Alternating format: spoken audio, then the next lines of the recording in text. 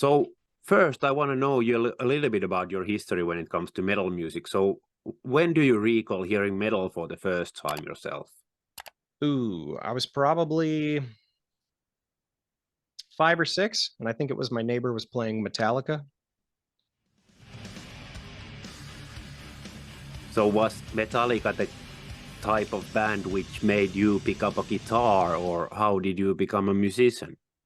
I started playing drums first, and that came about just from being in 3rd grade and choosing whether or not I wanted to take another science class or take music. So I was like, oh, I'll take music.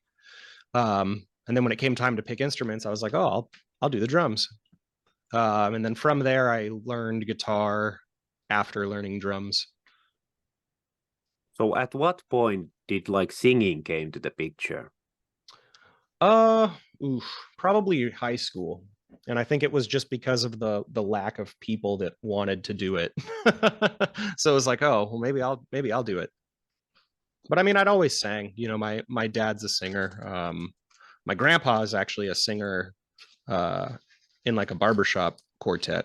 Well, it was actually a trio, but yeah, so I come from a lineage of singers. Okay.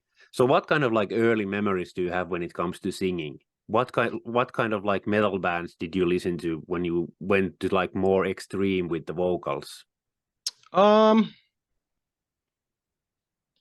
first one's probably Papa Roach because they're from my hometown. So I remember, you know, them as a local band, even though I was really young, and sort of their meteoric rise. And then I think that's sort of a more accessible band to then get into heavier stuff like, you know, Slipknot, and then eventually bands like Black Dahlia Murder and Kalma and From a Second Story Window, just like the more extreme stuff. But yeah, Papa Roach was probably, I think, the first gateway band. So were you singing like Papa Roach songs from the Infest album in the early days, or? Yeah, no, they were performing a lot of that stuff like before it was recorded for the record. Yeah, I don't know. For me, I grew up mostly on like singer-songwriter stuff. I didn't really get into super heavy music until high school, I think. Middle school, high school. Middle school was more the new metal stuff, kind of the more accessible, more mainstream metal, and then I think I got into the more obscure and heavier stuff in high school. So was like Menace to Society like your first proper band that you had? I wouldn't call it a proper band. Okay. It was just me and my buddies, and we would like write songs, but we'd never actually finish them because we were in 8th grade. So we'd write like riffs. Our band was just more of a thing we thought up rather than actually having finished material. I think we wrote maybe 2 songs total. So was like Jamie's Elsewhere then the proper first band that you had? No, I had a bunch of bands in high school that were more developed and stuff. Nothing we need to talk about, but Jamie's was the first band I was ever in that was like a signed national touring act. So what drew you like into more like heavier music, and what made you become a vocalist and sort of started to scream your lungs out on stage? I think it was probably a mixture of the more extreme metal bands in high school that I started listening to, and not extreme metal like in terms of what classifies as extreme nowadays, but yeah. For me, you know, the more extreme stuff. Children of Bodom was actually another one in high school that I started listening to. But to be honest, like for me, vocal, like singing and stuff, it's always been more about like the Simon and Garfunkel and Jim Croce and James Taylor and stuff. Like I wouldn't really say I was ever super inspired by screaming to scream. Screaming is a very primal thing, and I don't feel like I listen to it and go like, oh, I'm inspired to do that. It's just more like you have a feeling and then you mechanically learn. If I'm being honest, like I've always been more inspired by singers than screamers. So which maybe I'm on the wrong maybe I'm on the wrong podcast for that, but that's the honest truth. But when it comes to like screaming, were you first sort of like mimicking different people before you sort of tried to figure out your own way to make screaming, or how did that process work for you? No, to be honest, it was mostly there was just a microphone there, and you just screamed really loud into it. No, it's to me, and the other thing too is like I have a higher pitched voice, you know, than a lot of people my age, and it's always been that way. So there wasn't really ever anybody that I could look to and kind of mimic. I sort of had to figure out my own way of doing it without hurting myself. And then later on, you know, like talking with Melissa Cross, sort of like developing the techniques a bit further. But no, for the most part, it wasn't really trying to emulate anything. It was just like there were bands I listened to that had screaming, but everybody's scream sounded different because it was just your voice amplified, you know. So for me, it was way more about the expression side, I think, than maybe trying to emulate somebody. But were you still playing like covers, that you were sort of like singing those songs and screaming to them, or did you like immediately jump writing your own music, or how did that happen for you?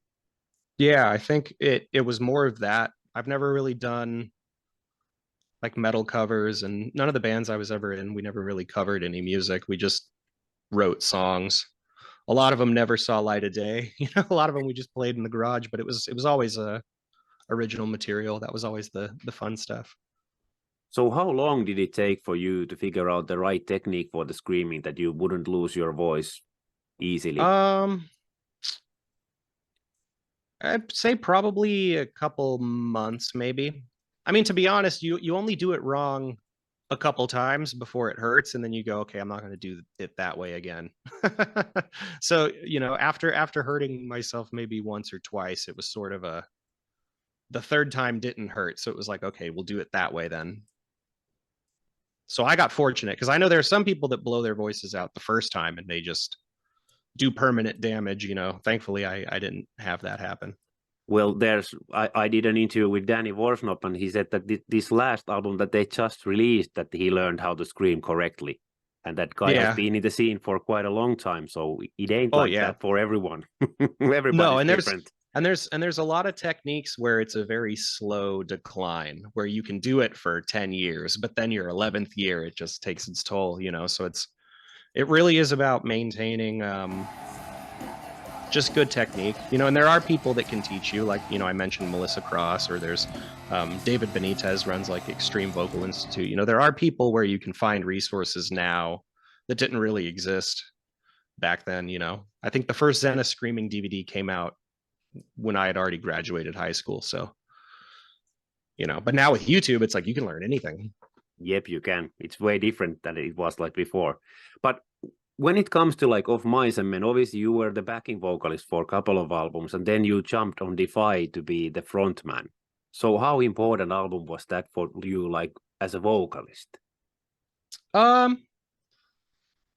Probably important. I didn't really ever think of it that way. Like for us, it's just we're very myopic when we work, in terms of like the goal is the best song, you know what I mean? So whatever makes the song the best it can be. It's not really about like what's the best thing I can do vocally. It's more just what's the best thing for the song. But I think probably from a fan perspective, it's probably really important, because I think that was probably when, you know, fans would decide whether or not they're going to still keep rocking with us or not, which thankfully the vast majority have. You know, we've seen our band grow beyond where it ever was historically, and it's pretty crazy. We're about to hit the road again, first time in years. So speaking about being on the road, what kind of like early memories do you have when it comes to the first proper tours that you did? Were you ready as a vocalist to do like show after show after show, and did you learn something from those first like bigger tours that you did? Yeah, I learned that you can pretty much always count on getting sick at least once a tour, just from lack of rest, and, you know, the amount of people that you meet and interact with, and just the nature of playing gigs, you know. I think for me, a big early memory was just sort of the camaraderie of what it takes to make the dream work when it's not already part of a big machine, you know. It's sort of I mean, it's still, everything has its challenges at every stage, but there was definitely a lot more of a grind that had to happen back in the day to make the shows work.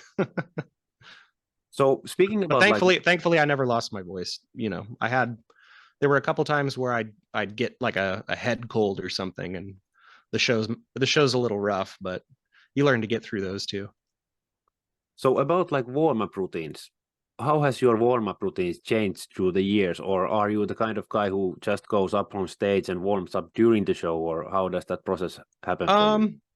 I used to over warm up, I think out of just being self-conscious and a lack of confidence. And I think now, I usually try and do 10 minutes or so. I try and tend not to do more than that, because otherwise it's like, might as well be performing at that point. Yeah. 15 minutes is, 3 songs essentially in live pacing. So it's like, yeah, I tend to just try and make sure that mechanically everything is there, check my high notes, check my low notes, maybe do like a scream, and then it's just scales. So are there like some specific foods or drinks that you have felt that they help you with the singing, or on the opposite side, something that you don't want to take before the shows that you have felt that they affect your vocal cords, for example, somehow?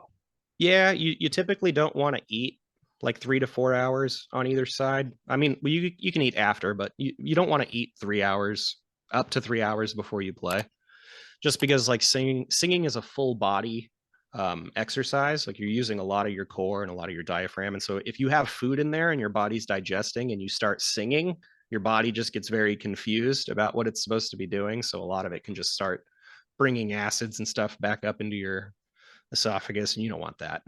That's uncomfortable. I mean, hydration, that's a big thing. Coconut water is good for that. Potassium's good for like cramping and muscles and stuff. Your voice, operates off of a bunch of tiny little muscles that have to work pretty hard. So, the big thing is just staying hydrated. You obviously want to avoid alcohol and dairy and most food before you play. You just want to make sure you're hydrating. My What opera about like, my opera teacher told me you pee clear, you sing clear. So you just want to you just want to drink enough water, so how about like honey and tea? Have you felt that they help you somehow? Do you take them for the shows? Yeah, if I'm having a sore throat, that's more of like a soothing thing. It doesn't help your voice at all, because nothing you eat or drink touches your voice, because that's in a completely separate part. Because if water does touch it, that's when you swallow wrong and you start choking. When it goes down the wrong pipe, the wrong pipe is where your voice box is. So, yeah, I mean, especially if you're doing like really extreme metal vocals and stuff, and you have a lot of, I don't know how to word it, but you have a lot of meat that's rattling back there, it's probably good to have some sort of soothing. Some cough drops are good that way. Some are bad that way. Like you don't want menthol or anything like that, because it'll dry you out.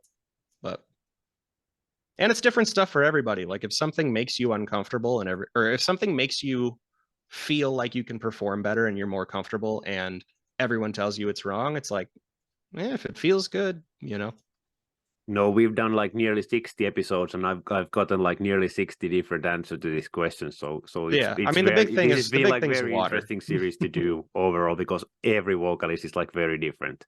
Yeah, I mean, the big thing is staying hydrated, and like you're staying hydrated with your whole body throughout the day, because even like you can't even just like slam a bottle of water and be like, oh, I'm hydrated now. It's like, no, it takes time to work. So it's like, Yep. just maintaining good hydration throughout the day. That's like Yep. the number one thing. So you've obviously released like 5 albums with Of Mice and Men and a couple of with Jamie's Elsewhere, and now obviously the 6th Of Mice and Men album is coming.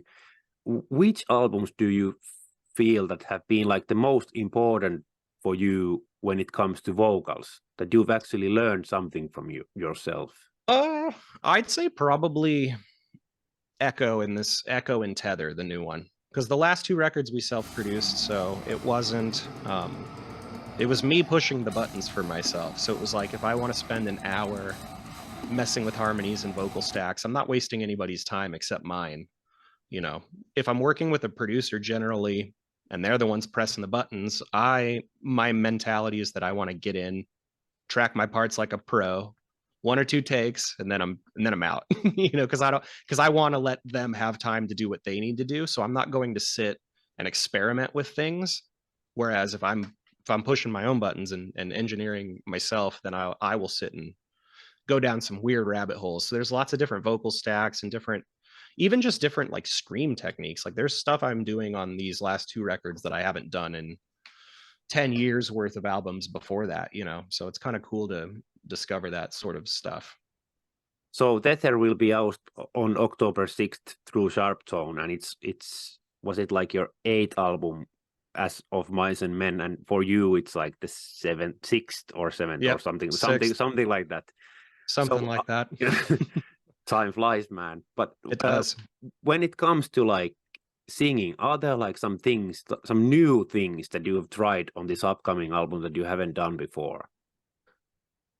Oh, definitely. I think there's a lot of stuff. You know, our genre of music doesn't necessarily always lend itself towards soft or beautiful singing, you know. I think there are some instances, but like a lot of times it's mostly you're belting and you're singing with passion, and it's usually something, there's a sense of urgency in the music, but there's a lot of songs where it's like the music was really heavy and it lent itself to have like a very sort of beautiful melody, as opposed to something that's like more triumphant or emphatic, but it's like something that's actually like classically beautiful, you know. I think doing more of that and just messing with the dichotomy between having heavy instrumentation and soft vocals, and I think that creates a really sort of cool palette. Because yeah, like I'm a big fan of like Sade and like a lot of R&B and a lot of melody. Like I love melody, so to me, experimenting with putting, you know, like neo soul and R&B melody in a way that's not necessarily like, oh, well, we're taking the genre R&B and putting it in our music, but it's like taking some melody fundamentals, you know, or things like harmony stacking and stuff like that. A lot more experimentation that way with layering, you know, without the fear of being like, oh, how will we do this live? It's like, well, we'll figure it out. But like, but on record, like the records will live longer than the live show. So to me, it's sort of really diving into that. So like you said already before, that next you will head out, and I wanted to ask you a bit about like your opinion about vocalists copying up the microphone when they perform. So what's your take on that? I'm horrible at it. I do it. I tell myself I'm not going to, and then I look down. It's just that's the most comfortable way of holding it, so it feels like it's not going to slip out. Mechanically, so your engineer is always tapping on your shoulder after the show. Mechanically, you shouldn't do it. I think in reality, the difference in sound is negligible. I mean, like when you cup a microphone, it drops some frequencies and enhances other frequencies, and it's a good front of house engineer can notice you're doing it and correct it. You know, it's hard for me to like really focus on what I'm doing when I'm up there. I sort of check out and the other guy comes out for 45 minutes, you know, and then so it's like it's not a super conscious thing. Like I'm not thinking about everything I'm doing. It's a lot of like subconscious stuff. So I noticed I did it at the last show. I don't want to do it, so I'm gonna really work on it. But yeah, I don't really have an opinion on it, to be fair. I think great performers a lot of times aren't even fully aware of anything they're doing. They sort of check out, and there's sort of an inner artist in them that comes out and does whatever they're going to do. Yeah, I mean, there are people that are just like, that's wrong, it's bad, don't do it. I don't really care. So I'm guilty of it sometimes. So what's your take on backing tracks for vocalists? You know what's funny is this last show we played was the first time that I'd ever put any of our harmonies and stuff with our click track. Not one person cared in the audience whether it was happening or not. And then when I watch videos of it back, there's no main vocal or anything. It's literally just harmonies that are very faint on either side. It just sounds robust. So to me, I'm all for it if you want to do it. If you can't hire people, like the way I think about it is like, if you want to give a great performance and you can't afford to hire like a choir to sing background vocals for you, and you have a playback where you can put it on your playback and it's you doing it. So it's like, I still had to do it for the show. It's just, there's not 3 of me doing it. Yeah, I'm all for it. No, I agree with you on that. If it sort of like fills the show, it's okay to do it. Yeah, and I mean, if ultimately it's what we are doing is not performing for the sake of being judged. It's we are trying to give people a great experience. So in my mind, if giving people a great experience is like you can give them a more consistent show when you're playing to a metronome and you have things like your keyboards or symphonic parts like on tracks, like that's, you know, that's all we've ever had. It's like we don't have guitars, like we don't, if we could afford a keyboard player, you know, that had like all the stacks, maybe it's like that's what they would be doing. But otherwise, you know, I feel like it wouldn't sound as good without it. So what it's all just a way of delivering live entertainment to people. To me, I've never looked at live music as something where you need to be grading how good or bad people are, how much people are actually playing, or it's all tracked or none of it's tracked. It's like, is the show good and are people getting their money's worth and having fun? Like, you know, are people like, you know, escaping the little hell world they live in for a little bit to enjoy a show? It's like, if you're doing that, then I'm all for doing whatever. Because if you look at electronic, like EDM or dance music, it's like all they're doing is playback, and they're mixing different playback, but what they're doing is delivering an experience and a show to people. So it's like, that to me is the same as performing an instrument, you know? So what were like your parents' reactions when they heard first time you screaming your lungs out? They've always been strangely extremely supportive. Okay. So I think they could sort of hear the musicality behind it. I think I don't think it was ever so insane to where it was like they had to check up on me and make sure I was okay. There was always some sort of underlying sense of musicality with all of it, where they're like, well, the vocals are a little crazy, but you know, the guitars are doing something, you know. So last question, any kind of advice that you would like to give to a young metal vocalist who is just about to start the journey? Oh, just have fun with it, you know, mess around with finding your own voice and finding your own style. I think we live in a world where it's really easy to compare yourself to other people and say like, oh, I want to do that. There are some things that other metal vocalists do that I'll never be able to do because my voice isn't that way. And there's some stuff I can do that they'll never be able to do because my voice is a certain type of way. Yep. So I think just spend time sort of finding your own voice. There are resources like, you know, David Benitez or Melissa Cross. Those are the first two places I'd start. And just experiment and learn and have fun. You know, the whole point of all of it is to express yourself. You know, it's just a means of expressing yourself in the world. And art is a very tangible and very powerful way of doing that. It's a very direct way of doing that. So I think just remember that that's what the goal is. The goal is not to sound like something. The goal is to express yourself. Wise words. Hey, Melissa Cross said that. I can't take credit. I thought about it. I thought about taking credit, but I can't take credit. She said that. She said screaming is not about sounding a certain type of way. It's about expressing yourself. Hey, thanks a lot once again for taking the time to do this with me, and all the best for the future and for the release of the upcoming album. Yeah, and we'll see you when we make it back out there. I hope you will come to Finland because it's been already quite some time that you've been here last time. It's been 3 or 4 years at least. More than that. Yeah. We met at the Heist Hall when you played. I cannot remember which band you were supporting, but In Flames and Five Finger, I think. Yep. Yeah, it was that one. Yep. Well, we'll make it back out there again. I hope so. I do too.